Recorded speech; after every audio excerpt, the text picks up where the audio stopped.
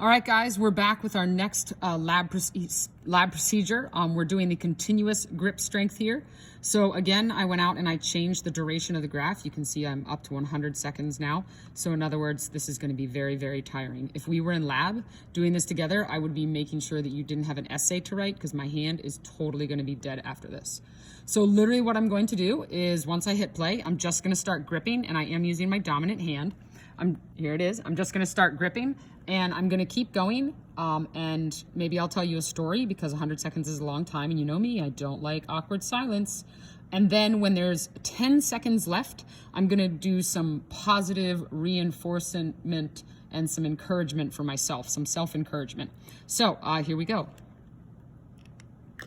So here is my story, since I just have to sit here and grip forever. All right. A couple years ago, we were doing this, and we used to have we used to have regular desktop computers in the lab. And so, whoops, you can see that I loosened accidentally. And so what happens is you do this for 100 seconds, and the person who's doing it is supposed to turn their back and look away.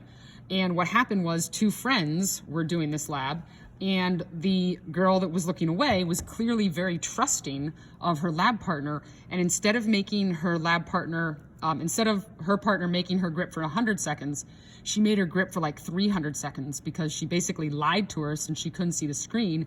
And she just kept saying, 10 more seconds, 10 more seconds, 10 more seconds, you can do this. And so the one girl, they were two volleyball players, the one girl was very upset about the fact that she made her continue to grip like that. Guys, I'm only halfway through. This is hard. Okay, maybe I'm glad that I don't have to write anything after this.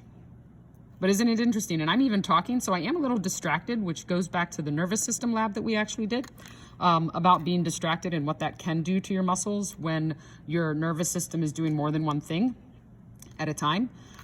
And I'm just talking right now so that I don't think about the fact that my hand really hurts, guys. Okay, we're almost to the positive encouragement part. Watching the time, watching the time. All right, Furtado, you can do this. Squeeze harder. You can do it. Get it, get it, get it. Don't stop. Keep going. Don't stop. Don't stop. You got it. You got it. Keep going. Don't stop. You can do it. Keep going. Ah, guys, now I'm tired all the way around. All right, so here's what we're going to do.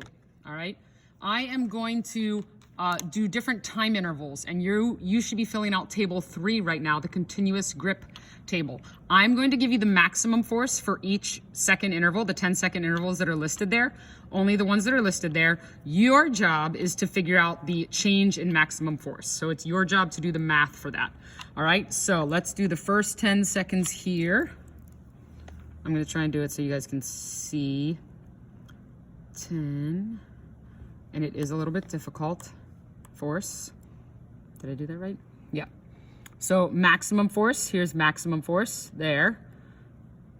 And then we'll do the next 10 seconds. Again, it is hard to get, oh no, 0 to 10, sorry, I'm supposed to do 20 to 30 seconds then. Here we go. It is an approximate, I can't, as you can tell, it's a little hard to get everything. So there's your max, 146.1. The next interval that I'm going to do is I'm going to do 40 to 50 seconds. 40, 50 seconds. I'm getting pretty close. There's your max, 144. Then next is 60 to 70. 60 to 70. Force, 124.8. Statistics force. And then the last one is 80 to 90. Analyze statistics force. And the max is 112.2. Now, the only other thing I want you to notice and just make a note about somewhere is I do want you to make a note that clearly in those last 10 seconds right here, you can see the jump from when I started providing that positive encouragement, that positive reinforcement. So you want to make sure that you see that as you go. The other thing we need to do for this one is you're going to be answering some questions where you compare the procedures and the data from table 3 to table 4. So the other bit of information that I need to give you is I need to give you the slope.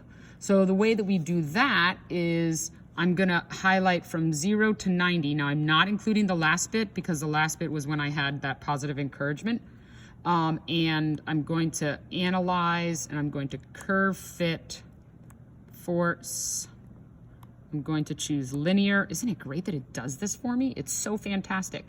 And now what you're gonna do is you're gonna record the slope.